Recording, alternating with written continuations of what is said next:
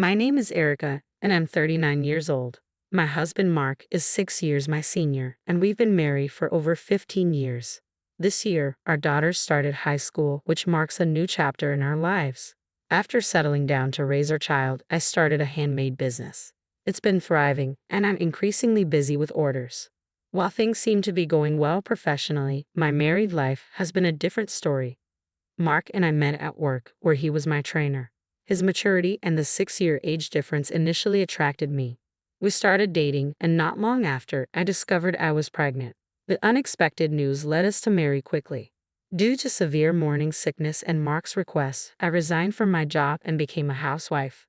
As soon as I left work, I was expected to handle chores at my mother-in-law's house, which was just a 5-minute walk from ours. Despite my struggles with morning sickness, I was pressured to help out, as my mother-in-law insisted it was my duty as a wife. My husband and mother-in-law frequently reminded me that, as a wife, I was obligated to handle household tasks and follow my mother-in-law's directives. This constant pressure made me start believing that I had no choice but to comply. Living with a growing child and having quit my job made it hard for me to rely on my own parents for support. Divorce was never a consideration at the time. Fortunately, Mark was kind to our daughter, Nancy, and I managed to endure the situation.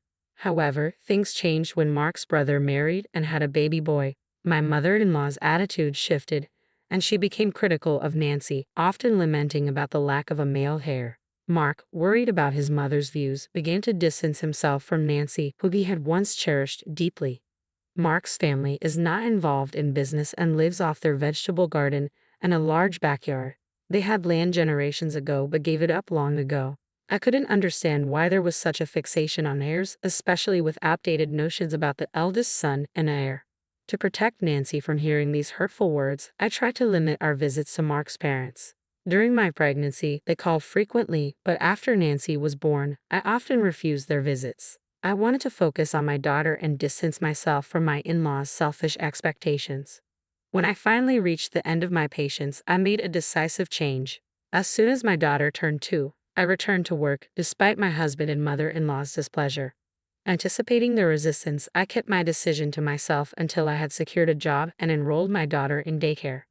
During this time, a friend suggested I try making handmade goods, and what started as a hobby quickly evolved into a passion. I began creating and selling my work, and it gained momentum after a friend admired a piece and wanted to purchase it. Her praise encouraged me, and soon her friends followed suit, spreading the word about my creations. As demand increased, I decided to sell my items online. The orders kept pouring in, and what began as a side job soon became my full-time career as a professional artist. Despite my success, I continued to distance myself from my in-laws. Visits during holidays like Thanksgiving and Christmas were inevitable, though.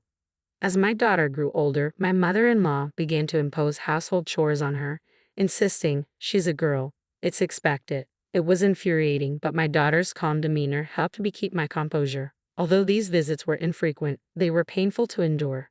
I felt heartbroken watching my daughter quietly do her chores, feeling pity and sadness as I witnessed her comply with my mother-in-law's demands. Meanwhile, my husband enjoyed his time socializing with relatives and siblings, seemingly unaffected by the discomfort I felt. I felt even more miserable as I walked into the house.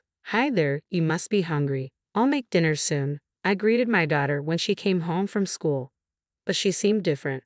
Her usual cheerfulness was replaced with a sullen expression. She called out to me, but her eyes were distant and troubled. Concerned, I rushed over. "What's wrong? Did something happen at school?" I asked, but she only shook her head silently. My daughter had always been calm, never shedding a tear since starting middle school. I waited patiently, hoping she would open up. Finally, she spoke, her voice trembling. "Dad? What about him?" I prompted, sensing something was deeply troubling her. Her eyes filled with tears. "He was hugging a woman," she said, a tear escaping down her cheek. More followed, and soon her face was streaked with tears. Over time, my husband and I had grown distant, though we remained united for our daughter's sake. Despite our strained relationship, I had hoped he would stay faithful, and I accepted his lack of involvement in housework and childcare. I never blamed him for that. I was determined to avoid raising our daughter in a single-parent household, so I convinced myself that our situation was tolerable. We might not smile together, but as a family of 3, we could still find moments of laughter. Now, though, my husband's betrayal was clear. My daughter's tears were a painful reminder of the love and trust that had been eroded, and I felt a deep sadness in seeing her cry about something so heart-wrenching. I felt my eyes burn with anger as I looked at my daughter. "Mom, I'm sorry," she said, her voice barely a whisper. "Why are you apologizing, Nancy?" I asked, though I could see the pain in her eyes. She remained silent, her gaze fixed on the floor. Seeing her distress only deepened my own. I felt like I was failing her as a mother. "I'm sorry, Nancy. I'm just such a weak mother. If I hadn't seen it." "No, Nancy, you didn't do anything wrong," I reassured her, though my heart was heavy. Her uniform was damp with tears, and her face was trembling as she clenched her fists. My own tears, which I had tried so hard to hold back, began to fall. "I can't forgive him," I said softly, my resolve strengthening. "Honey, can we talk for a minute?" I asked my husband when he came home. "I'm tired," he replied curtly, barely glancing at me. His cold tone would usually have silenced me, but today was different. "I have something important to tell you," I said, struggling to stay calm. He clicked his tongue in annoyance and sat down across from me at the dining table. "What's it about? What have you been up to today?" "Of course I was working," I answered, though his dismissive attitude only fueled my frustration.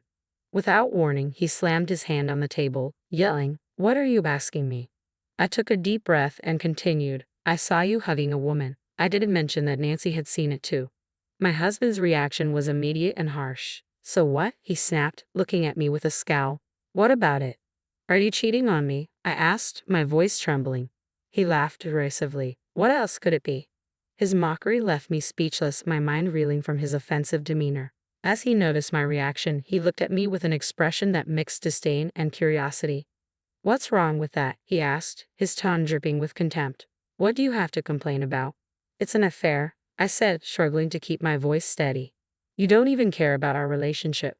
His response was chilling, as if it were all just a matter of fact. "We got married because you were pregnant. We stayed together out of obligation. What more do you want from me?" His words cut deep. "I've been here all this time, supporting you," he continued, his laughter bitter and victorious. When he noticed the divorce papers I had prepared, he grabbed them from me. "Divorce papers? What's this? You thought showing me these would make me listen? Nonsense. If you want it so badly, I'll sign them for you," he said with a sneer. He filled out the papers with exaggerated motions and threw them at me. "How can you even think of divorcing me? I've been taking care of you while you're not even working. You quit your job just because you had a baby. You're nothing." His harsh words echoed in my mind as I looked at the divorce papers on the floor. "You should be grateful I'm not the one asking for the divorce," he continued. "If you don't want it, don't say anything." With that, he took out his phone and began dialing. His sweet, false voice made it clear he was calling his girlfriend. I knew I couldn't confront him about it, so I stayed silent. About a month later, it was time for our annual Christmas visit to my in-laws. My husband was eager to go, bustling around to get ready. "Hey," I said, trying to catch his attention. "I need to talk to you." "Not now. We're running late," he replied dismissively. "You can talk to me at my parents' house." He hurriedly bundled me and our daughter into the car, his excitement palpable. As usual, he was the only one chatting cheerfully, while I felt the weight of our unresolved issues and his lack of respect. "Welcome home," he said as we arrived, but his words felt hollow and meaningless to me. When we arrived, my mother-in-law greeted us with a forced smile and ushered us into the living room. We exchanged pleasantries with the relatives who had arrived before us. "Oh my God, it's so nice to see you after such a long time," my mother-in-law said with exaggerated cheerfulness. Her emphasis on long time hinted at her displeasure over my recent absence. I knew she resented that I hadn't been visiting as often. "As my daughter-in-law, you need to help with the chores," she always said whenever I came over, though she never asked the same of my brother-in-law's wife. But then again, they lived far away and rarely visited. My mother-in-law directed me to the kitchen. I didn't mind helping at first, but when she also urged my daughter, Nancy, to join, I felt a pang of frustration. "No, I began, but my mother-in-law cut me off. "She's a girl, she should be able to do this," she said, her tone dismissive. At that moment, something inside me snapped. I turned to my husband, who was preparing drinks. "Honey, we need to talk." "What is it now?" he responded, irritation evident on his face. "This can't wait. It has to be now," I insisted, ignoring his annoyed expression. "Erica, let's handle this later," he said, clearly wanting to avoid the confrontation. Let's focus on the party for now. But my mother-in-law interrupted again, concerned about how her relatives would perceive her. You're my daughter-in-law. I have plenty of work for you, she said, trying to divert attention from the issue at hand. After scanning the room and seeing the curious glances of her guests, she muttered, on Christmas Day, I'll make sure she and her daughter handle everything. Taking a deep breath, I stood up, holding my daughter's hand firmly. I'm done with this. I'm getting a divorce. What? What are you talking about? My husband and mother-in-law gasped in shock, their faces a mix of confusion and disbelief. I tried to ignore the chaos and focus on leaving with my daughter, but they blocked our way. What do you mean by divorce? My mother-in-law demanded, her voice rising in disbelief. She glared at both me and my husband, who was clearly caught off guard. It was evident he hadn't been expecting this revelation. I mean exactly what I said. I'm divorcing this man, I replied firmly. What? I didn't hear anything about this, my husband stammered. What's going on? You told me to go ahead and file the papers if I wanted a divorce. Well, I've done just that, I said, my tone unwavering. My husband was left speechless, clearly unable to process the situation. His optimism had clearly blinded him to the reality of our marriage. You weren't serious about this, were you? He finally managed to ask. Of course I was serious, I replied. Thank you for the papers. I've already submitted them. And as for why I'm telling you here, look around. This is exactly why. You've avoided any real conversation about this, and now we're facing it. My husband's face turned red as he realized the full extent of the public humiliation he was enduring. He had avoided discussing our issues, and now the consequences were unavoidable. But my mother-in-law wasn't done. What's this about? I can't believe you're divorcing my son. You must have done something wrong, Erica. I looked at her incredulous. How can you be so sure I'm at fault? Your son is trembling, and you still think it's all my fault? My husband was clearly at a loss for words, flustered by the unexpected revelations. My mother-in-law, still in shock, demanded, how am I going to explain this to others? I turned to Nancy, who had been watching the scene unfold. Nancy, why don't you tell them what you saw? Nancy's cold gaze cut through the tension as she spoke.